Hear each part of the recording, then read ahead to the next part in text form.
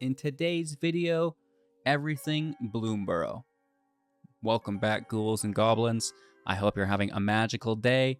Thank you all for taking the time to support the channel. My name is Hello Good Game, and I'm pleased to be your host within this Magic the Gathering spoiler card review.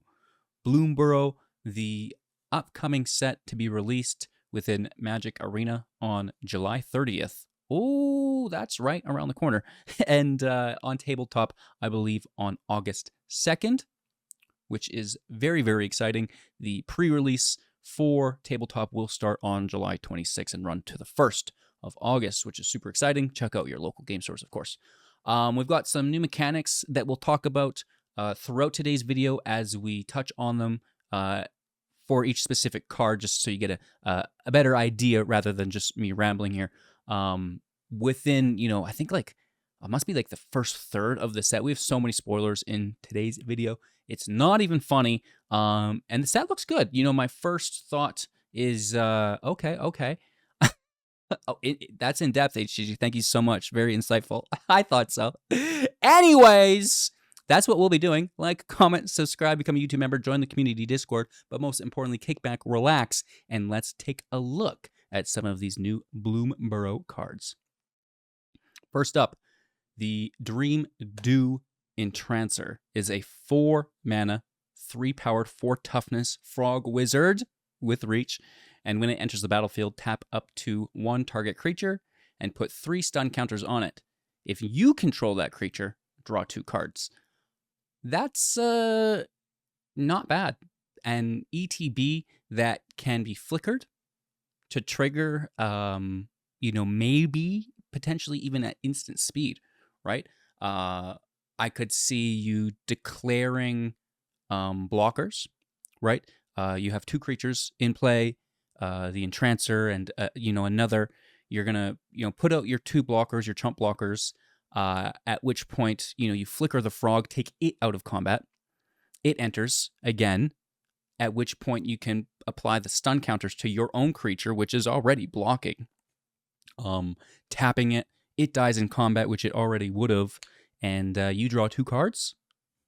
And maybe that's just one angle. There's probably plenty more to go around, but without spending too much time dissecting the card, let's move on. And of course, once we do have a little bit of a better grasp of the set as a whole, we can come back and start theory crafting and building some decks.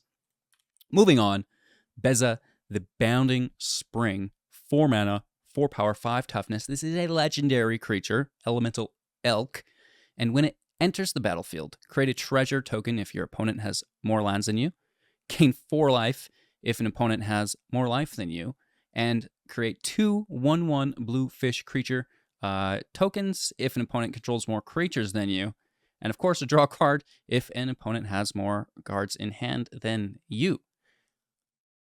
Wow. Okay. So first thing, commander, because you've got multiple opponents, it's increasing the chances that they're all going to trigger, right? Standard or just like regular constructed matches, with whether it's historic or wherever, right? You're gonna have to be losing to get the most out of this card, which isn't great. Like, you don't want to be losing ever. But we've seen, was it Sunset's Revelry? What a phenomenal card. Gain life, draw, make the tokens. It can really help prolong that match. This is a creature. Again, you could potentially flicker this. I like it. Really good value, specifically if you're playing a commander match with multiple opponents and you can consistently get all those to trigger. Again, it's a legendary. It can be your commander. And then you can play it again if they remove it and you get those things to re-trigger. You don't even have to flicker it. Pretty cool, though. Pretty cool. I do not mind. And it's, it's tempting even just to slip in maybe like a mono white. Bravekin Duo, 1 mana. This is a 1/1 rabbit mouse that can pay 1, tapping itself. Target creature gets +1/+1 until the end of turn at sorcery speed. Maybe it's great if you have like one creature that has evasion, right? trample, flying, menace, something like this. And then, this wouldn't be able to get through their blockers. That one creature can, something like that, potentially. This is limited trash.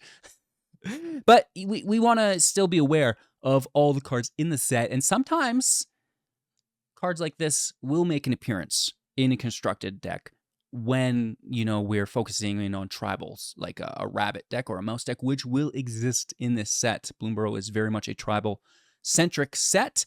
And, we like to win our limited games too, right? And limited games are won through the best commons and uncommons, so let's be aware of them. Kidnap, 4 mana, an enchantment aura. This is a rare. Gift a card. Okay, so this is the first time we get to talk about a new mechanic in the set. The gift is the mechanic, and there'll be an additional trigger to that. In this case, it is a card, right? So you can choose to gift or not, and you will get a different effect on the card whether or not you did give your opponent said gift. Okay, so you may promise an opponent a gift as you cast this spell. If you do, when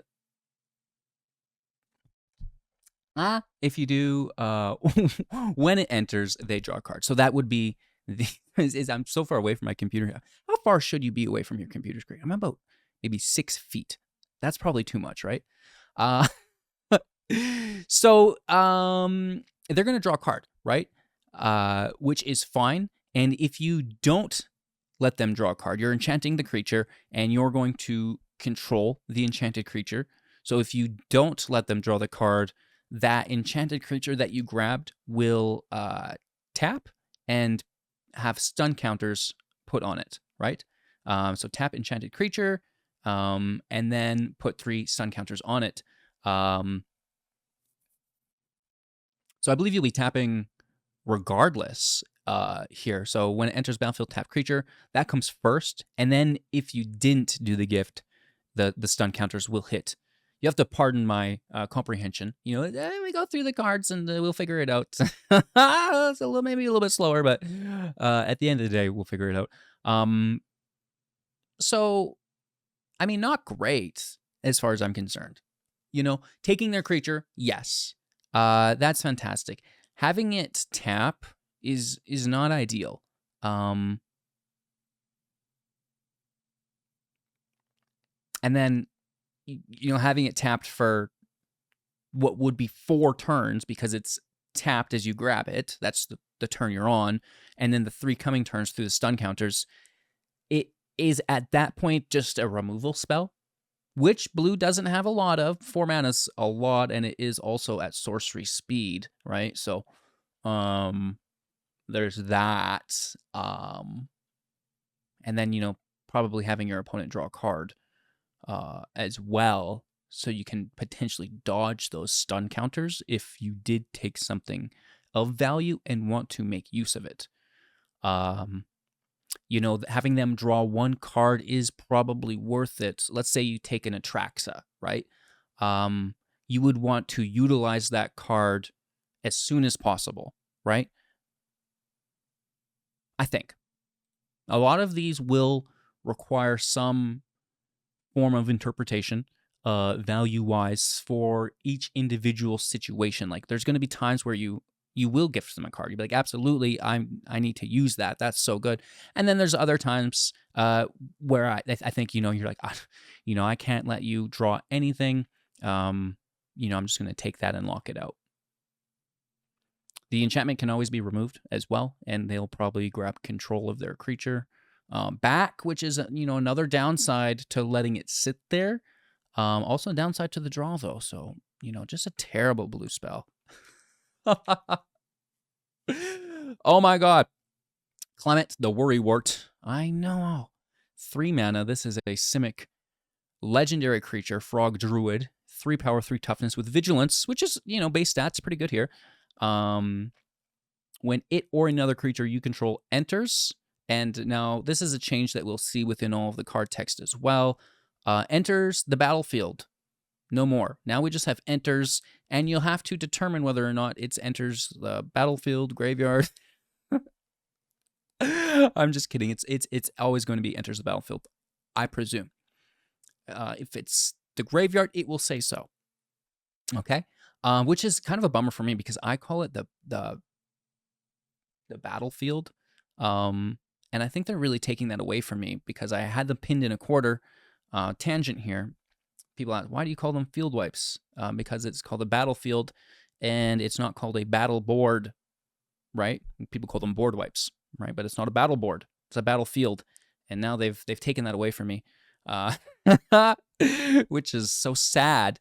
Anyways, you're gonna whenever it or another creature you control enters, return up to one target creature you control with lesser mana value to its owner's hand. Right? So that's fine. Frogs you control have tap for mana, which I think is probably the better thing here, and that's only to cast creature spells. Potentially there's like a Tyvar in with this, and you can utilize your frogs as mana right away. But I don't know. There's going to be some frog love for sure. This set is kind of weird that way, right? Where we're seeing like frogs, squirrels, rabbits. So some unique tribal decks to experiment with. And, like when's the last time we've had a competitive frog deck, right? So this is pretty cool. It's going to act as a ramp. Also, the ETBs, the E's, sorry, not the ETBs, just the E's. The enters can see, replayability, right? So you can capitalize off of them and gain additional value, which is cool, right? Because you're bouncing them back to your hand so you can replay them, and, that should be good. Moving on. Shoreline Looter, 2 mana. This is a 1/1 rat rogue. Demure is rats, Simic is frogs. We can get through the archetypes as we go through them as well, right? It can't be blocked. It's a 1 power, 1 toughness creature with threshold. Whenever the looter deals combat damage to a player, draw a card, then discard a card, unless 7 or more cards are in your own graveyard, which is pretty decent, right? So it's going to fill your graveyard, the first couple times around, and then eventually just draw, which is really nice, right? Because I think far better to, unless your deck revolves around discarding, to just draw than to draw and discard. Repel Calamity, 2 mana, instant speed, destroying target creature with power or toughness 4 or greater. It's nice that it's power or toughness, right? I guess that's like the pro here. The con is destroy evil, could take out like an enchantment, right? Valiant Strike could give you indestructible. But those cards were only focused in on the toughness. So, this is a little bit different. I guess better in situations where you don't need indestructible or to remove an enchantment. It's kind of, not great that it's only the one mode, but it is a little bit better, I suppose. Removal for 2 is not bad. You tag this with like a lightning strike, right? And now you've got 3 or less with the lightning strike and 4 or greater with repel. That's easy peasy. I like this card quite a bit. Ruthless Negotiation, 1 mana, sorcery speed. Target opponent exiles a card from their hand, and if this spell was cast from a graveyard, draw a card. So not only do you get to cast it from the graveyard via its flashback for 5, but you'll also draw a card. That is 1 card that is giving access to itself twice, plus draws you a card. Ooh! Okay.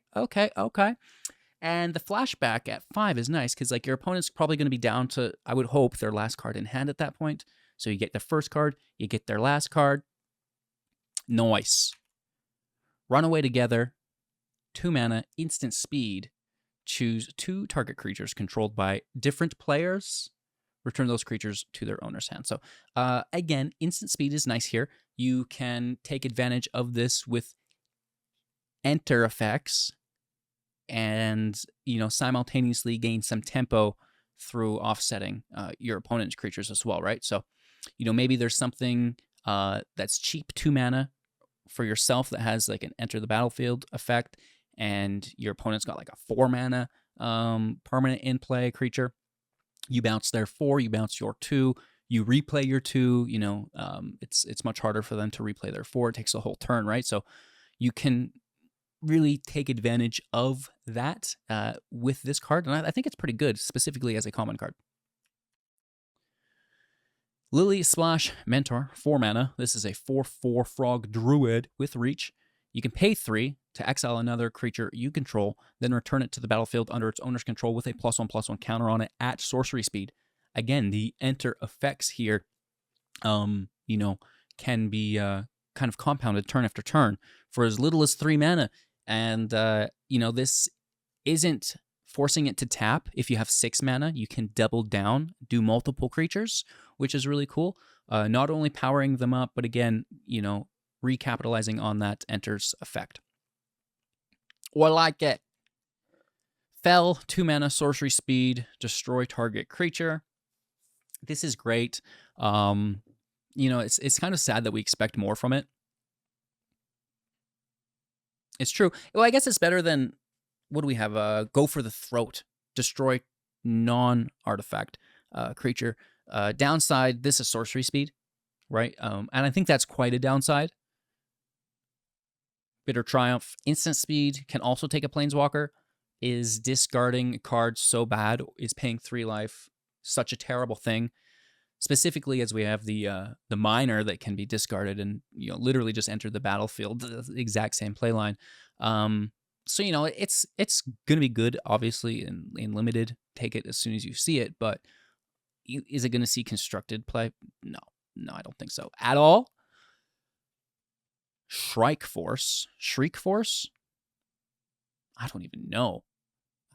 Don't try too hard, HGG. 3 mana, Bird Knight, 1/3, flying, double strike, vigilance. Really nice base stats. A great target for enchantments, equipment. Double strike and vigilance is quite nice, and the evasion with flying is pretty cool as well, right? So this could really put in some damage. Seed Pod Squire, 4 mana, as a 3/3 bird scout. Azorius Birds.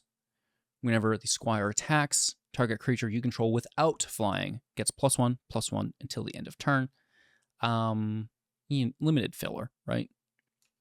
The flying is nice. Pawned Prophet for 2 mana, a 1/1 Frog Advisor, and when it enters the battlefield, draw a card. This is a perfect example of a low mana card that we could flicker or even bounce back to our hand to replay, taking advantage of that draw. Hop to it, 3 mana, sorcery speed, create 3 1/1 rabbit creature tokens. This is pretty decent, right? 3 bodies for 3 mana. Great. Sorcery speed, bit of a bummer, but who cares? This is a free card if you're convoking. You can literally just play this for 3 and then tap those 3 rabbits for 3 mana. So I like it quite a bit. Head of the Homestead, 5 mana, 3/2. When it enters, create 2 1/1 rabbit creature tokens. So 5 mana for 3 isn't as good. This, of course, is not a 1/1. It itself is a 3/2. You could flicker it and, gain access to those tokens again and again, potentially. So, nice limited card. Could be good in a Bant flicker. There's no problem creating 2 tokens every turn. That's pretty good, right? Junk Blade Bruiser, 5 mana, 4/5 with trample. Gruul Raccoons. Whenever you expend 4, this is the spending of mana, right? So, I think it says here, you expend 4 as you spend your 4th total mana to cast the spell during a turn. So your mana spent is cumulative. It doesn't have to all be in one card. which is pretty cool. So as it expends 4, +2/+1 until end of turn, making it a 6/6 with trample. Pretty good damage output. Veteran Guard Mouse, 4 mana, 3 power, 4 toughness, mouse soldier with Valiant. Whenever Veteran Guard Mouse becomes a target of a spell or ability you control for the first time each turn, it gets +1/+0 and gains first strike until the end of turn. Scry 1. It's like heroic, but abilities also count, which is pretty cool. I don't think heroic counted abilities, so that would be what makes it different. And first time each turn isn't great, but it is each turn, right? Which is not bad. The Scry 1's helpful. Of course, this is just a common card as well, and any common card that can provide additional value like this is probably worthwhile, specifically in your limited pools. Valley Rockcaller, 2 mana, 1 power, 3 toughness as a Squirrel Warlock. Golgari Squirrels, baby, let's go. A 1/3 with menace. When it attacks, each opponent loses X life and you gain X life, where X is the number of other squirrels, bats, and lizards and rats that you control. Orzhov bats, Rakdos lizards, and Dimir rats. Woof. Cash grab, 2 mana, instant speed, mill 4, then put a permanent card from among the milled cards into your hand. If you control a squirrel or return a squirrel to your hand this way, create a food token. That's pretty decent. Instant speed, of course, as well. The Corpse Berry Cultivator, 3 mana, 2 power, 3 toughness, Squirrel Warlock again. And at the beginning of combat on your turn, you may forage. This will be exiling 3 cards from your graveyard or the sacrifice of a food. Whenever you forage, put a +1/+1 counter on the cultivator. Pretty decent. Cindering Cutthroat for 3 mana as a 3 power, 2 toughness lizard assassin, and it will enter the battlefield with a +1/+1 counter on it if an opponent lost life this turn. We can pay 2 to give it menace until the end of turn. Again, this is like a really good common card. Stormcatch Mentor, 2 mana, 1/1, Otter Wizard with haste and prowess. Instant and sorcery spells you cast cost 1 less to cast. This is absolutely fantastic. A card that I would, predict sees constructed play, without a doubt. This is nice. I like otters as well. Miss Maya was also quite pleased to see the new Raw Planeswalker. More on that in a moment. Tempest Angler, 3 mana, 2/2. Whenever you cast a non-creature spell, put a +1/+1 counter on it. Great common card. Thundertrap Trainer, 2 mana, 1 power, 2 toughness, Otter Wizard, Offspring 4. You may pay an additional 4 as you cast this spell. When you do, create a token that's a copy of the cast creature, except it's a 1/1. This is really cool, as we will now have A, 2 bodies, but B, double abilities. And when this creature enters, look at the top 4 cards of your library, and you may reveal a non-creature, non-land card from among them and put it into your hand. The rest will go in the bottom in random order. So it's not a great creature, but looking at the top 4 and putting a non-creature in hand is pretty good, right? That's like Memory Deluge to a creature. Furthermore, if you have the mana, right? If you have 6 mana, Offspring it. And then, you're looking at 8, grabbing 2, which is great. Plus, you get the bodies potentially. So, not bad. I don't mind it. Even just for 2 mana as a 1/2, look at 4. Like, that's not bad. Lots of times, a draw card is 2 mana, for example. Right now, you're getting a body with it as well. Downside, it's sorcery speed. It's a creature unless you're forcing flash onto creatures. But, it's still good. Good value for 2 mana. Mind Drill Assailant, 4 mana, 2 power, 5 toughness, Rat Warlock with Threshold. So this is 7 or more cards in your graveyard. It will get +3/+0, making it a 5/5. What? This is a common card. We can pay 3, surveil 1. Okay, that's a bit of a bomb, isn't it, for limited? 5/5 for 4 mana, eventually. Huh. The more you know. Moonrise Cleric for 3 mana as a 2 power 3 toughness bat cleric with flying. Whenever it attacks, you gain 1 life. Not terrible.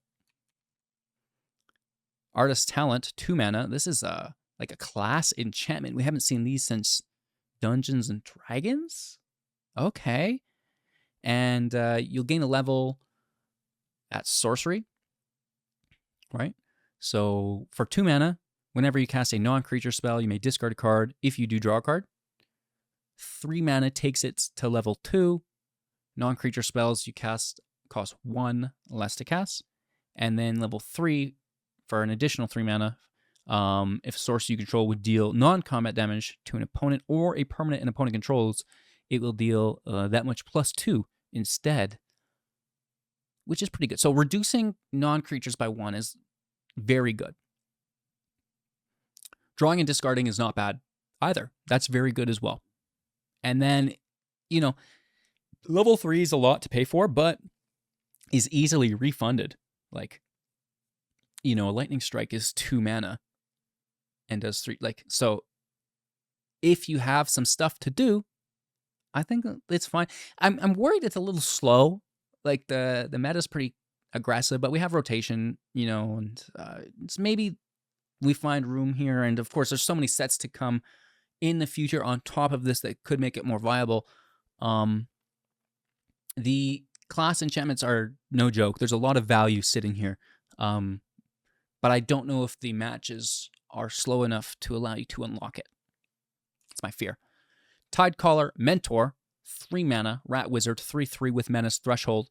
When it enters the battlefield, if there are 7 more cards in your graveyard, return up to 1 target non-land permanent to its owner's hand. That's pretty good. Uncommon card. Base stats are nice, plus it has a bounce effect, which is really decent. Season of the Bold, 5 mana. Oh, this is one of the new modal spells. The first for us to discuss. They're all mythic. Uh-oh. But they all seem pretty good. You'll generate the paw counters. So choose up to 5 paw counters worth of modes, and you may choose the same mode more than once. Create a tapped treasure token for 1. For 2, exile the top 2 cards of your library until the end of your next turn. You may play them. Okay, pretty good, pretty good. And 3, until the end of your next turn, whenever you cast a spell, you'll deal 2 damage to 1 target creature, which I think would be far better if it was any target, but here we are. So, creating treasures is decent. Very minimum, it can pay for itself. You could literally just create 5 treasure tokens. They are tapped, but maybe you're copying this with a Chandra?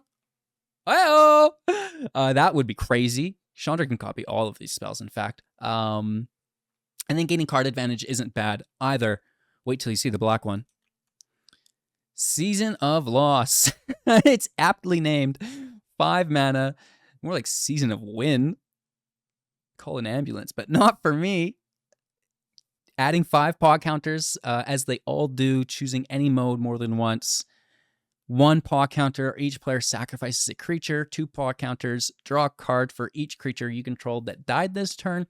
And 3, each opponent loses X life, where X is the number of creature cards in your graveyard. Ay. So, just have them sacrifice 5 creatures. It's basically a field wipe, I'd say. With additional modes to pick from, you say? Draw a card for each creature you control that died this turn. So, post-attack, you could cast this if you wanted. Or a sacrifice deck, dare I say. Like an aristocrat style thing where, your own creatures are dying to maybe generate mana or, just like life or damage, something like this. And then, maybe your graveyard's full because you already sacrificed everything, right? And you're just going to deal some additional damage to them, which is pretty decent, right? So keep in mind it's each player, right? So obviously You'll be filling your own grave as well with that first mode, which would be good for the third mode. It is also good for the second mode, right? So it's all quite complementary. And yeah, we have like Vein Ripper, right? That is just sitting there licking his lips.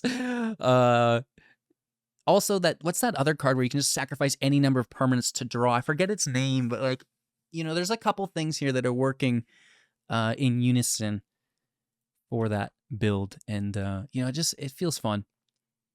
So Elena, the Divergent Storm, pardon my pronunciation, 5 mana, 3/5, and this is a legendary otter wizard. Whenever you cast a spell, if it's the first instant spell or the first sorcery spell, or even the first otter spell other than itself you've cast this turn, you may have target opponent draw a card.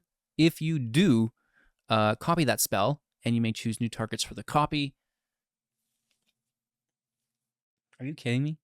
So otters without flash and sorcery speed on your turn, and then instant speed on your opponent's turn.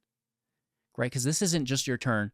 Whenever you cast a spell, if it's a first instant sorcery spell or otter spell, you've cast this turn. Yeah, so that's on your turn. That's on your opponent's turn. So prioritize those otters, those sorceries on yours, and then that'll open up the instants on your opponents. So you're getting, the most of it. At 3/5 is decent, a little expensive, 4/5, but what an ability. Woo! I'll allow it. And there's like the otter that's reducing instants and sorceries too. Oh no.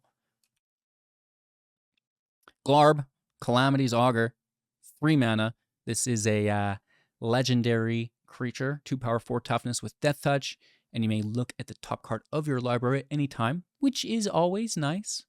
You may play lands and cast spells with mana value 4 or greater from the top of your library, as well as tapping to Surveil 2. Well, doesn't that generate some value, huh? Okay, not bad. Frog Noble Wizard. Ygra, Eater of All, 5 mana, 6/6, legendary elemental cat, ward, sacrifice a food?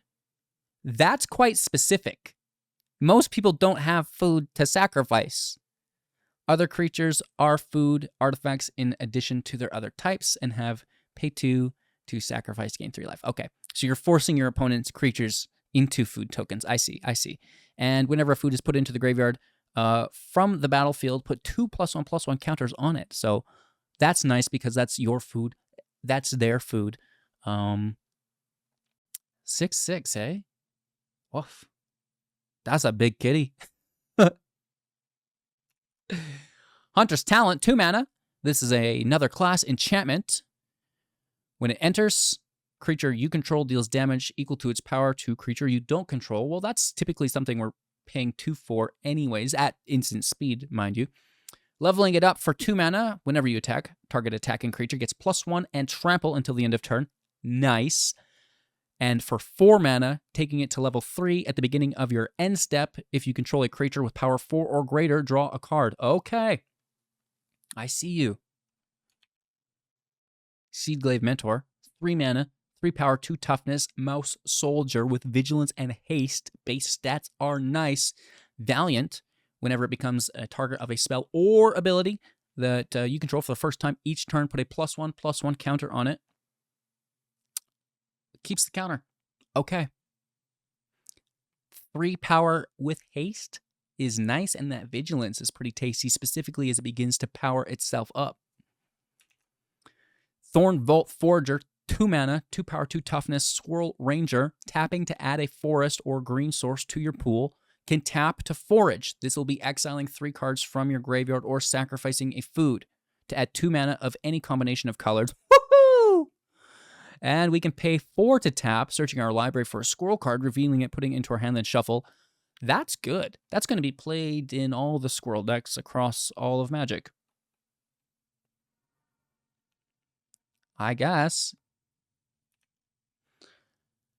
The Ace Archer, Finesse, 2 mana, Selesnya, 2 power, 2 toughness with vigilance and reach.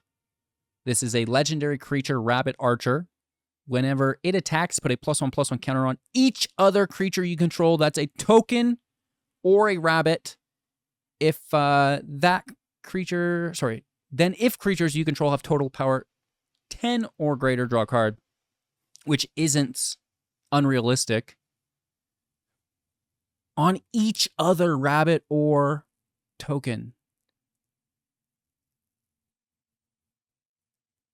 That's not terrible. Not terrible. Huh.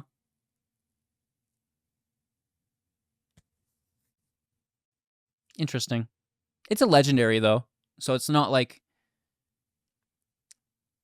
It's a rabbit. Does it get points for that? I'm sucked in here. Let's move on.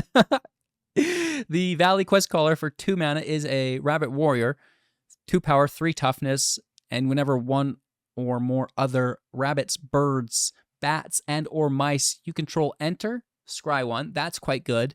And other rabbits, birds, bats, and mice you control will also get +1/+1.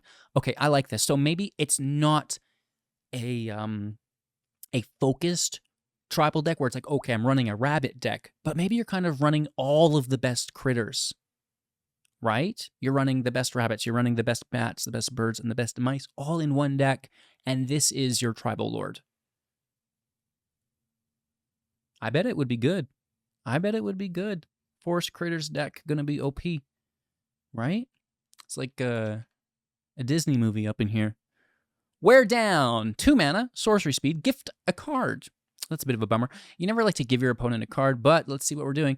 Destroy target artifact or enchantment. If a gift was promised, instead destroy 2 target artifacts and or enchantments, which is probably worthwhile, specifically if it's like a leyline binding or, you know, something that's just really good, right?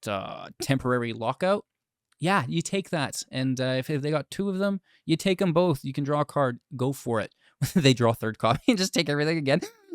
No! Welcome to Magic. Warren War Leader. Oh, you should have seen me when I wish I would have had my initial reaction to this card for you on today's stream. 4 mana, 4/4 Rabbit Knight with Offspring 2. Of course, you can pay an additional 2 now as you cast the spell to create a 1/1 token that's a copy of it, which is crazy given its abilities. Whenever you attack, not with it, but just in general, choose 1. Create a 1/1 white rabbit creature token that's tapped and attacking. Are you out of line?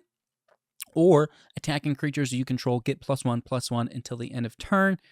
The Offspring here is ridiculous. It's non-legendary. It's just fantastic. What a good card. So the fact that it can enter and you attack with a 3-drop, then it triggers, is really what I like most about it. And in my rotation-proof mono white deck that I put out, you know, I kind of speculated that we're going to be moving away from humans into these critters, and this is it. This is the one. I love it. The Tender Wild Guide, 2 mana, 2 power, 2 toughness. Possum Druid. Ayo! I didn't see possums in the mix. Shouldn't you say raccoon? What? Offspring 2. Again, paying 2, creating a 1/1 token that's a copy of it. Tapping to add mana of any color. Tapping to put a +1/+1 counter on itself. That's very good. That's not bad at all. Really, really good.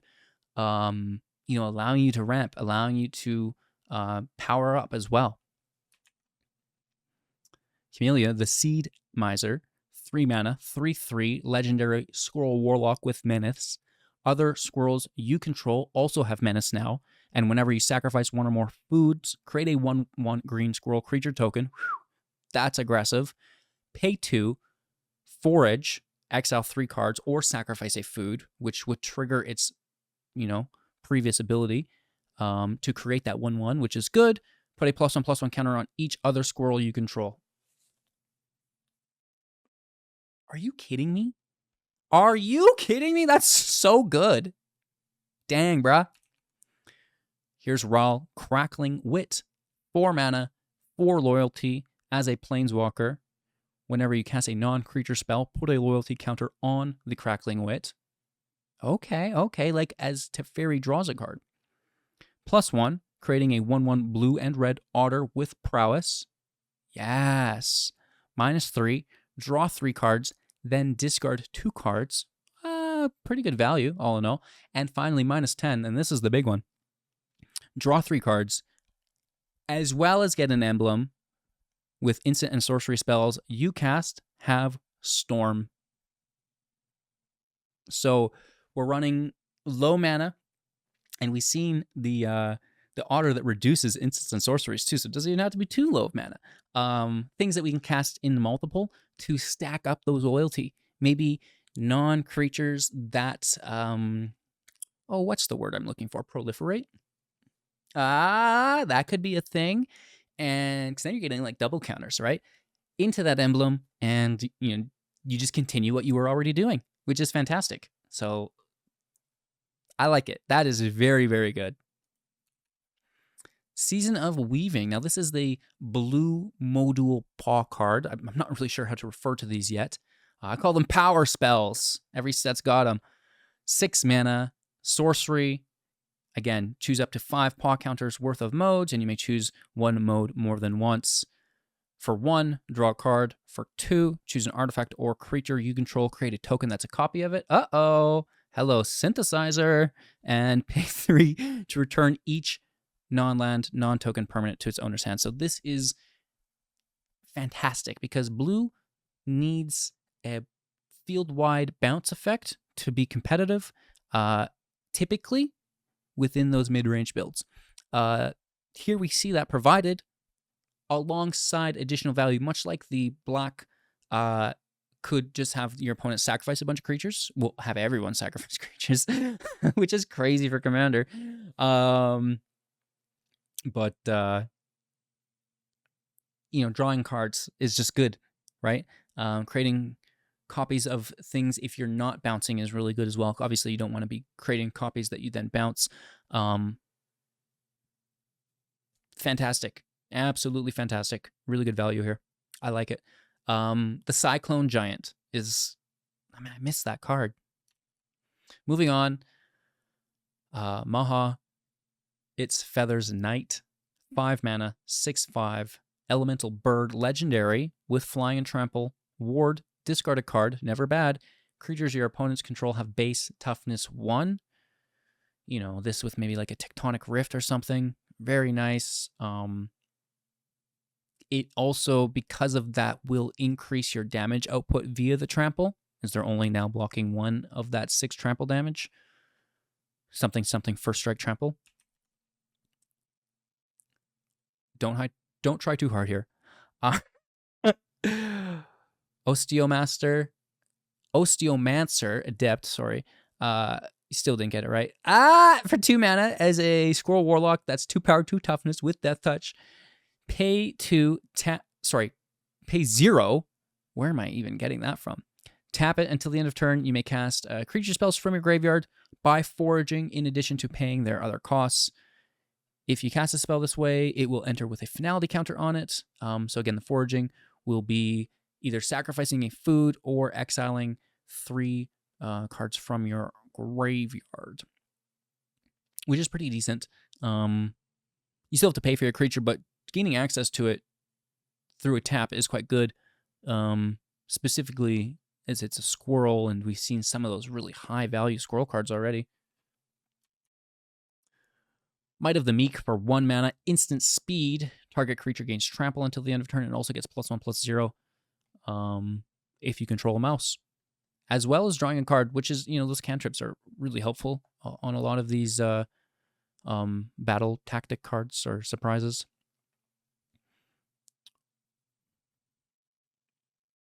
Yeah, the trample is good, right? The +1, decent. Drawing a card, not bad.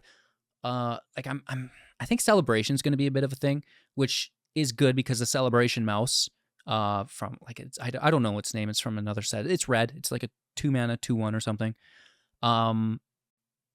which would be helpful here. But then you also draw a card. It's cheap. It can trigger Celebration again. Pretty decent, right? Maybe even with Rawl that it's drawing a card and it's only 1 mana. Is an otter just a mix between a mouse and a cat? Question mark. What's going on with otters? Are they just water cats? We'll leave it at that. Don't bring mice into this HGG. You're tarnishing their name. Early winter. I know, right? Man, that's such a Canadian card. Instant speed. Choosing one. Exile target creature. Target opponent exiles an enchantment they control. Well, I guess. Take what you can get in limited. The Sun Shower Druid for 1 mana is a 0/2. When it enters, it will do so with a +1/+1 counter on it to a target creature and gain 1 life. So it's nice that it doesn't even have to put it on itself. It's a frog as well. Gaining life. Not that that matters. Carrot Cake, 2 mana. As an artifact food, when it enters the battlefield, and when you sacrifice it, create a 1/1 rabbit and scry 1. That's actually quite a bit of value. Furthermore, we can pay 2, tap it to sacrifice itself, gain 3 life as we would any food. Pearl of Wisdom, 3 mana, sorcery, 1 less to cast. If you control an otter, draw 2 cards. Draw 2 for 2. That's going to be really nice, specifically as we're looking to maybe double cast or just storm out. Salvation Swan, 4 mana, 3/3 bird cleric with flash and flying. When it or another bird you control enters, exile up to 1 target creature you control without flying, return it to the battlefield under its owner's control with a flying counter on it. And at the beginning, you'll do that at the beginning of your next end step. So that's really good with the Rabbit Lord that pushes up everything. Because if you wanted to play a tribal specific deck, in this case birds, and you're like, oh, I don't want to play, too many rabbits, or this just goes into that multi-critter based deck as well. This can give the non-flyer flying, I guess is what I mean to say. You already know that, but it would allow us to play that rabbit as a bird. It would also just go good in that deck as a whole. Hugs, Grizzly Guardian. This is 4 mana plus X as a legendary badger warrior. Should be a raccoon, no? 5/5 with trample, decent. And when it enters the battlefield, exile the top X cards of your library, and until the end of your next turn, you may play those cards, and you can, of course, also play an additional land on each of your turns, which is pretty crazy. Who has them in hand, though? Maybe off the top of your library, question mark? Speaking of lands, we've got some new uncommons for each of the creature tribes. Red mana, creature spell, lizard, mouse, otter, raccoon, +1/+0, haste until end of turn at sorcery. Green mana, again, creature spell only. Put a +1/+1 counter on each frog, rabbit, raccoon, or squirrel you control that entered this turn. Tap for black. Sacrifice it. Oof. Return bat, lizard, rat, squirrel card from your graveyard to your hand. And then the village taps for white. Can pay 2 tap to sacrifice it, looking at the top 6 of your library and revealing a bat, bird, mouse, rabbit from among them, putting it into your hand, and then in the rest in random in the bottom. So, in limited, these are going to be important to run, just adding additional value to your mana base. I don't think I'd play them in constructed, though, specifically outside of a free-to-play deck. Adding blue within the Lily, I guess they're all villages. The Lily Pad, paying 1, tapping it, surveil 2. It's I think maybe better than some of the sacrifice ones. Those ones seem scary. Like, I hate to hurt my mana base. But surveilling 2, if a bird, frog, otter, or rat entered. And then maybe the most important, which will allow us to play some of the more expensive cards, specifically the legendaries that we looked at today. The 3-tree city, choosing a creature type, adding just a generic mana, but it can pay 2 to tap to choose a color, and then add any amount of mana equal to the number of creatures of that chosen type, which could be quite good in a tribal deck.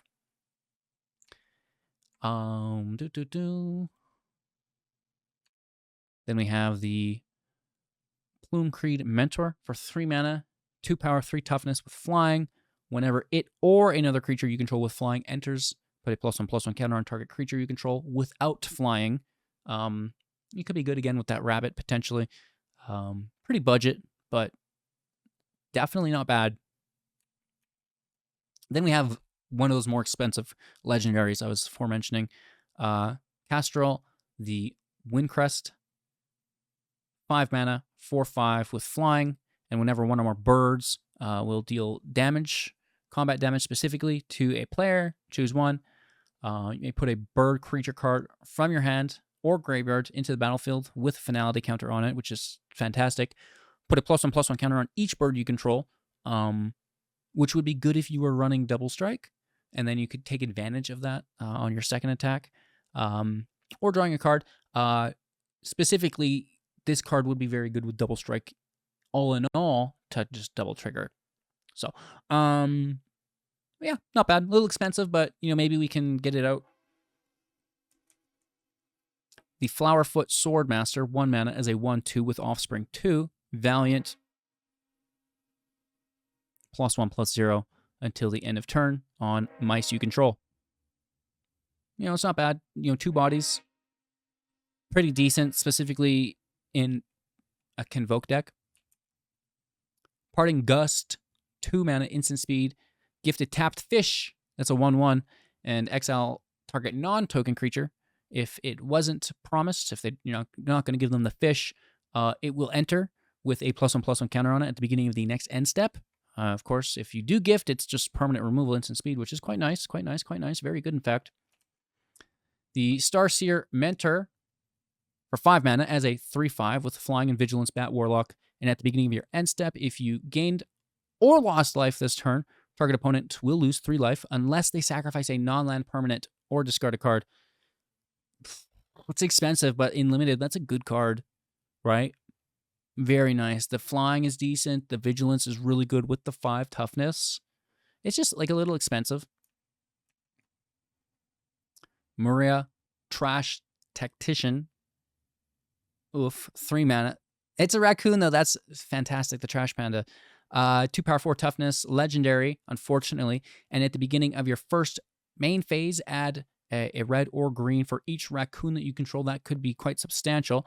And whenever you expend 4, gain 3 life. That's very good. And whenever you expend 8, exile the top 2 cards of your library until the end of your next turn. You may play those cards. That would compound quite nicely as you continue to play more raccoons with the mana provided, which triggers the expend, giving you life, that's sustainability, so you're not forced into, like suboptimal blocks. And then, once you do have the field state, you're exiling off the top to just go even further with it. Pretty nice. I don't think we've seen enough raccoons, though. Yet. The Fireglass Mentor, 2 mana, 2/1, Lizard Warlock, and at the beginning of your... There's a lot of Warlocks here, I feel like. At the beginning of your second main phase, if an opponent lost life this turn, exile the top 2 of your library. Choose one of them until the end of your turn. You may play that card. Very good uncommon card here, presenting card advantage turn after turn. I like it. And then we come full circle back to the Dream Dew Entrancer, the frog for 4. Well, those are the spoilers from the first day of Bloomburrow. Of course, we have a few new mechanics that we've discussed. Of course, we will continue to drive those home as future cards with them are revealed. And, once we kind of get to the end of that line, we're starting to theory craft, putting these cards together in some new decks, which is super exciting. We also have the Season of Renewal coming up. We have the Foundation set coming up, shortly after this as well, which is pretty exciting. That's going to be a 5-year rotation on that for Standard. So a really nice way for new players to build their collection out in a meaningful way, right? Something that's not going to be gone. It's going to be here. And something that we're all going to be participating in together. So it's a nice entry point as a Standard individual if you're not playing yet, right? Like, it's a really good point to start playing because we're all going to be collecting this Foundation set together. But first, we get to have a little bit of fun with Bloomburrow. I'm excited. And then, of course, we'll have Duskmourn coming out this fall as well. So there's like a lot of new content coming out for Standard, which is super exciting. Of course, we'll have that all here on the channel. Thank you so much for watching. I hope I didn't butcher too many of these cards. I know I did, though. Looking forward to the comments. Cheers. Have an absolute magical day, and I'm looking forward to seeing you soon in the next. Take care.